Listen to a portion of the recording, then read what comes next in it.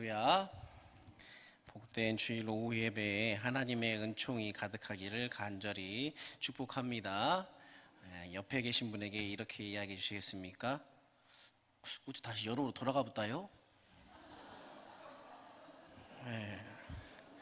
제가 춘추복을 입고 왔는데 등줄기에서 땀이 멈추지 않고 있습니다. 네.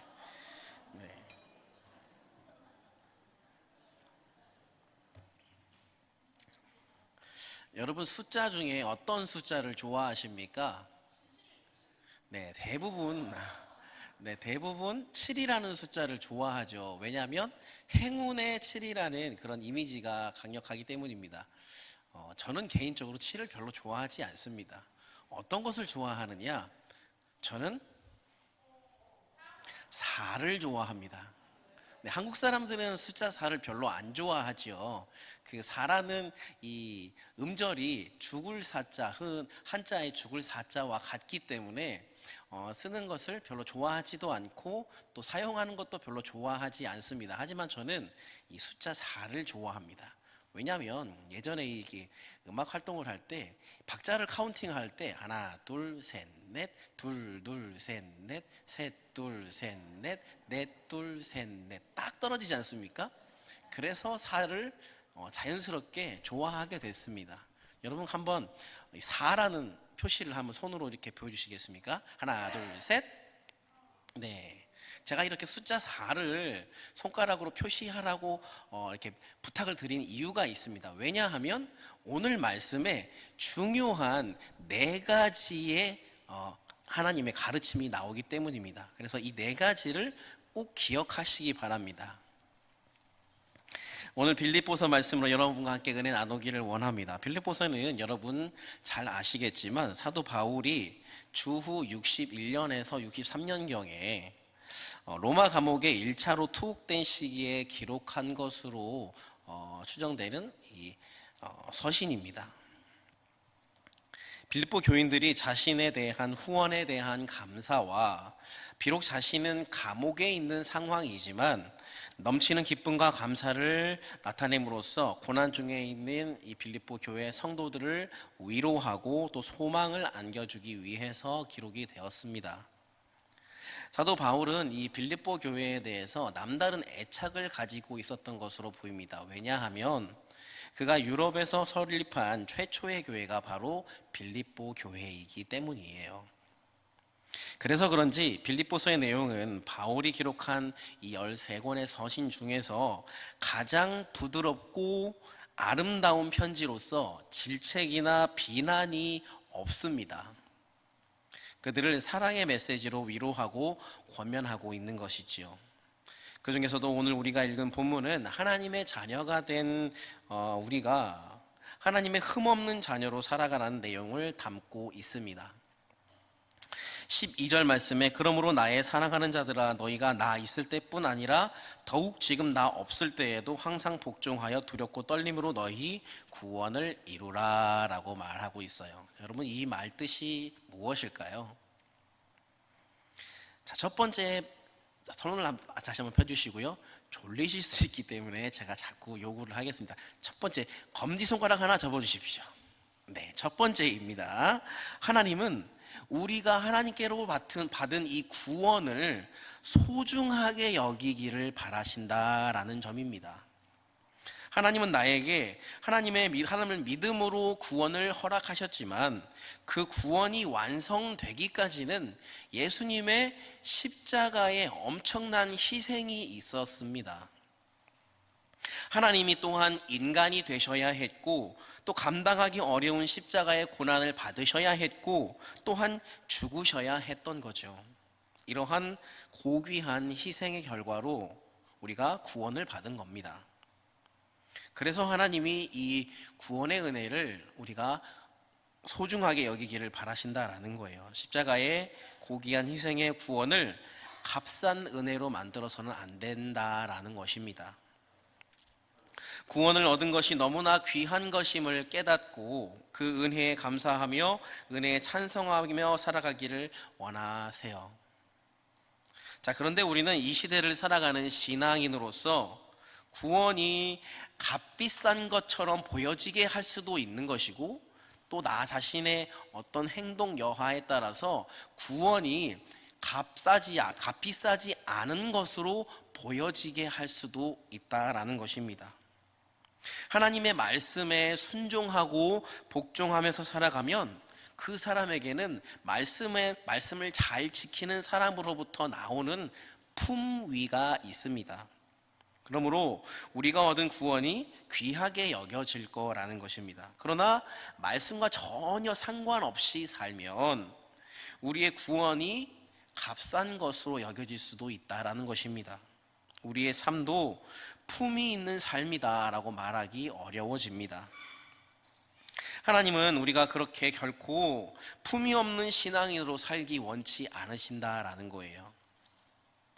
귀한 것, 우리가 얻은 그 구원이 귀한 것임을 알고 그 구원에 합당하게 살아가기를 원하신다라는 것입니다. 또 한 번 손을 들어주시기 바랍니다. 이번에는 가운데 손가락을 접어주시기 바랍니다. 두 번째입니다. 하나님이 우리에게 원하시는 것, 두 번째는 13절과 14절에 기록되어 있습니다. 너희 안에서 행하시는 이는 하나님이시니 자기의 기쁘신 뜻을 위하여 너희에게 소원을 두고 행하게 하시나니 모든 일을 원망과 시비가 없이 하라. 두 번째, 하나님은 우리를 통해서 주님의 뜻이 이루어지기를 원하십니다. 하나님이 우리를 통해서 무언가 행하시고자 하는 계획이 있으면 하나님은 우리들에게 그 계획, 그 비전을 마음속에 품게 하십니다. 그리고 우리가 품은 그 비전을 따라 행함으로 하나님의 계획하신 일이 나를 통해서 이루어지는 것을 바라십니다. 그리고 하나님 바로 우리의 삶이 그런 삶이 되기를 원하신다라는 거예요. 나는 하나님의 비전을 품고 행함으로 하나님의 뜻을 이루어 드리는 삶을 사는가? 하나님의 비전과 하나님의 뜻과는 상관없는 인생을 살고 있는가? 우리는 말씀으로 자기 자신을 들여다볼 필요가 있다라는 말입니다. 이러한 하나님의 뜻이 우리 가운데 품어지고 그 품은 뜻이 이루어지기 위해서는 주의할 것이 있는데, 그것이 무엇이냐면 바로 말씀 표현의 원망과 시비라는 것이죠. 이 원망과 시비는 하나님의 뜻을 저해하는 요인이 되기도 하고 하나님의 뜻과 반대로 가게 하는 일이기도 합니다. 다툼을 갖게 되고 갈등을 갖게 되면 하나님의 뜻을 품을 수 없게 되고 또 비전을 품을 수 없게 되고 따라서 하나님의 뜻도 이룰 수 없게 된다라는 것입니다. 그러므로 모든 일을 다툼과 원망으로 하지 말고 같은 뜻, 같은 마음을 품어서 하나님의 뜻을 품고 그 뜻을 비전으로 삼고 행함으로 나의 삶을 통하여서 하나님의 비전이, 하나님의 꿈이 이루어지는 그런 삶을 살아라라고 말씀하시는 것입니다. 이것이 하나님이 우리들에 대하여 기대하시는 두 가지의 중요한 사실입니다. 나는 하나님의 뜻을 품고 행함으로 내 삶을 통해서 하나님의 뜻을 이루어 드리고 있는지 자신을 돌아보는 또한 우리가 되어야 할 줄 믿습니다. 자, 세 번째입니다. 네 번째 손가락을 접어주시기 바랍니다. 네 번째 손가락을 접어주시기 바랍니다. 또 이어서 하나님이 우리에게 기대하시는 것 세 번째입니다. 15절 말씀에 이렇게 기록하고 있습니다. 이는 너희가 흠이 없고 순전하여 어그러지고 거스르는 세대 가운데서 하나님의 흠없는 자녀로 세상에서 그들 가운데 빛들로 나타내며 라고 말씀합니다. 하나님께서 우리에게 바라시는 것 세 번째는, 하나님은 우리가 세상 속에서 빛들로 살아내기를 원하신다라는 거예요. 우리가 하나님의 은혜와 믿음으로 구원을 받았는데 그 구원을 가볍게 여긴다면 세상 속에서 우리는 빛의 자녀로 살아가야 한다라는 것입니다. 자, 그렇다면 우리는 어떻게 빛으로 살 수 있을까요? 일단은 하나님 말씀에 복종하며 순종하며 살아야 합니다. 일상생활 속에서 모든 일들을 믿음으로 행하고 말씀대로 순종하는 거지요. 그러면 그 사람에게 품겨지는 신앙인으로서의 품위가 있다라고 방금 전에도 말씀드렸습니다. 예수 안 믿는 사람에게도 하나님의 말씀을 잘 따라 살아가면 그 모습이 예수 잘 따라가는 모습으로서의 신앙인으로서의 품격이 느껴지게 된다라는 것입니다.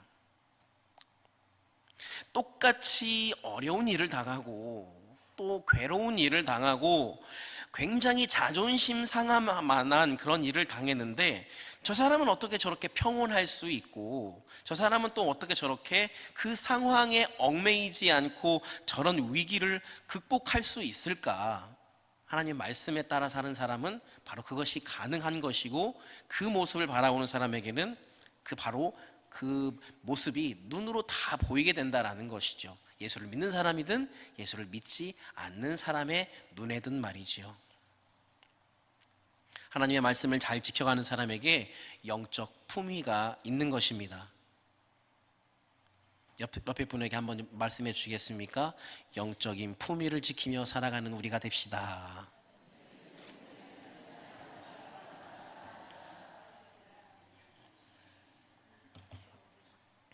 자, 또 세상 속에서 어떤 일을 하는지 하나님 말씀에 순종하는 그러한 삶을 사니까 어떠한 불법을 행하는 일이 없는 겁니다. 그 사람에게서 진실성이 느껴지는 거죠. 그것이 바로 우리가 세상에서 그리스도인으로서 빛의 자녀로 사는 것입니다.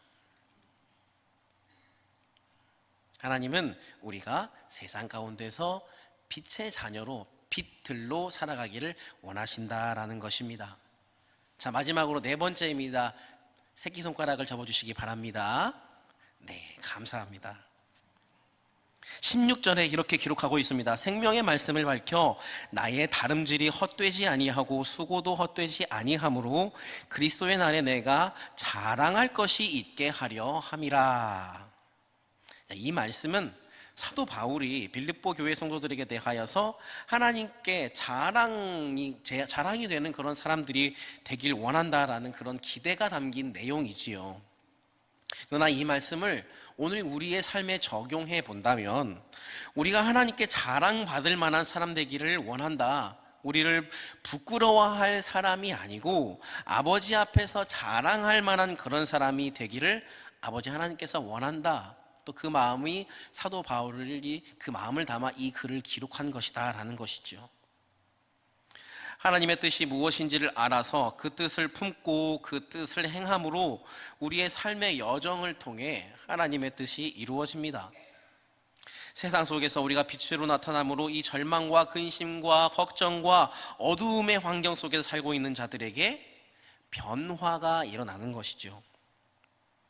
한 믿음 좋은 자매가 결혼을 해서 시댁의 영적인 어두운 분위기를 바꾼다든지 아니면 형제가 결혼을 해서 처가의 어두운 분위기를 빛으로 바꾼다든지 또 직장에 새롭게 취직해서 그곳에서 신앙인으로서 올바른 바른 양심과 기뻐하며 감사하며 찬송하며 사는 그런 삶의 태도를 통해서 그곳이 직장이지만 그곳이 바로 천국으로 바뀌게 된다든지 이러한 여러 가지 세상 속에서 빛들로 살아내는 역할, 빛이 되는 역할을 우리가 감당할 때에 우리는 바로 하나님의 자랑거리가 된다라는 것입니다.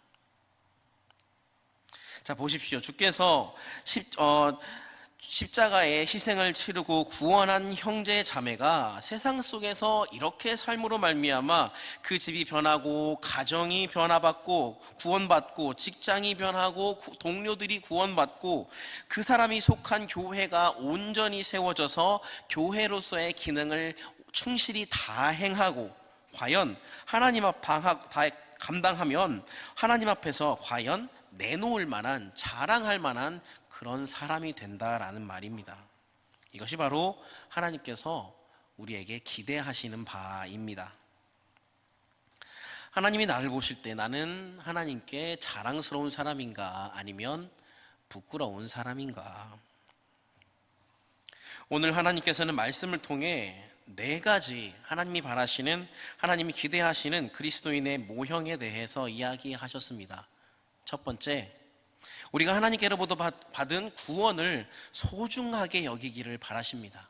두 번째, 하나님은 우리를 통해서 하나님의 뜻이 이루어지기를 바라십니다. 세 번째, 하나님은 우리가 세상 속에서 빛들로 살아가기를 원하세요. 그리고 마지막 네 번째, 우리가 하나님이 자랑할 만한 사람들이 되기를 원하십니다. 이것이 바로 하나님이 오늘을 살아가는 우리에게 바라시는 바른 그리스도인의 모습입니다. 여러분, 구원은 결코 가벼운 것이 아닙니다. 우리가 얻은 구원은 예수 그리스도께서 십자가에서 희생하시면서 주신 그 어떤 것과도 비교할 수 없는 절대 가치예요.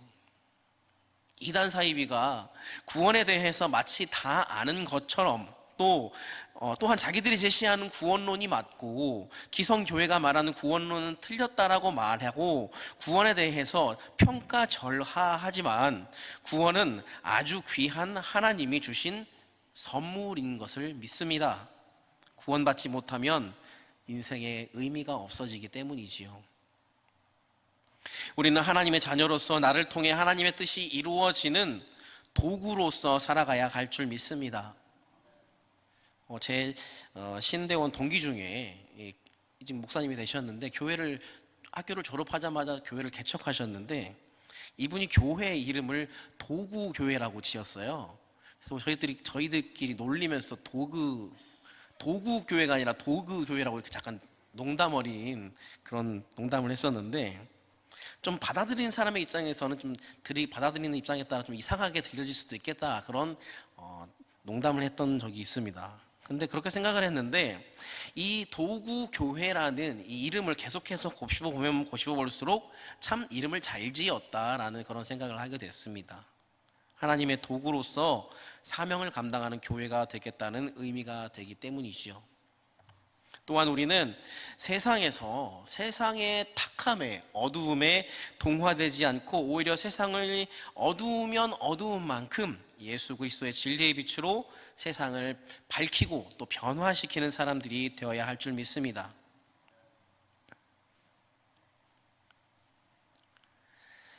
예수 이름 선포된 곳에서 변화가 일어나게 될 겁니다. 어떤 한 분이 이 청년 시절에 자신이 청년부를 담당하는 목사님으로부터 이러한 신앙교육을 많이 받았어요. 그 목사님께서 이런 말씀을 많이 하셨습니다. 우리는 세상에서 재미를 위해서 살아가는 사람이 아니다. 세상 가운데서 우리는 그리스도인으로서 예수 그리스도와 함께 인생의 의미를 찾으며 살아가는 사람들이다라는 말씀을 많이 하셨어요. 그래서 이 청년이 이 말을 가슴에 새기고 그 말을 많이 듣고 자랐습니다. 그래서 이 청년이 학교를 졸업하고 취업하고 나서 직장에 들어가자마자 이 상사에게 대뜸하는 말이 저는 정해진 근무 시간 외에는 외부 활동에 참여할 수가 없습니다. 여름 휴가 시즌에는 해외 아웃리치 나가야 되기 때문에 저 부르지 마십시오. 찾지 마십시오. 회사에 무슨 일 생겨도 출근 안 합니다. 저는 인생을 재미로 살아가는 사람이 아니라 의미로 살아가는 사람입니다. 이렇게 말을 했다고 해요. 그러니까 상사가 어이없어서 그래 마음대로 해라 이렇게 말했다고 합니다. 세상에 타협하기 시작하면 끝이 없지요. 그리스도인은 결코 타협하지 않는 자들임을 믿으시기 바랍니다. 그리고 우리가 아무리 나름대로 열심을 다해 신앙생활을 하고 인생을 살아간다고 해도 하나님이 자랑할 만한 사람이 되지 못하고 부끄러워할 만한 사람이 된다면 얼마나 그 인생이 허무하겠습니까? 하나님이 자랑할 만한 성도, 하나님이 자랑할 만한 목장, 하나님이 자랑할 만한 우리 광림교회가 되어야 할 줄 믿습니다. 이것이 바로 우리가 인생을 살아가는 이유입니다. 이 말씀으로 한 주간의 삶을 결단하는 우리가 되기를 간절히 소망합니다. 기도하겠습니다. 살아계신 아버지 하나님, 아버지께서는 오늘 말씀을 통하여 우리에게 기대하시는 네 가지의 기대가 있다는 것을 우리가 바라보게 되었습니다. 아버지 하나님께서는 우리가 받은 구원을 소중히 여기길 바라시며 또한 우리가 우리를 통해서 하나님의 뜻이 이루어지기를 바라시며, 또 하나님은 우리가 세상 속에서 그리스도의 빛들로 살아가기를 원하시며, 또한 하나님의 자랑이 될 만한 자들로 살아가기를 원하시는 분임을 우리가 말씀을 통해 바라보게 됩니다. 살아계신 아버지 하나님, 이 가르침을 마음 가운데 새기고 아버지 늘 세상에서 승리하며 살아가는 우리 광림의 모든 식구들 다 되게 하여 주옵소서. 감사를 드리며 살아계신 예수 그리스도의 이름으로 기도합니다. 아멘.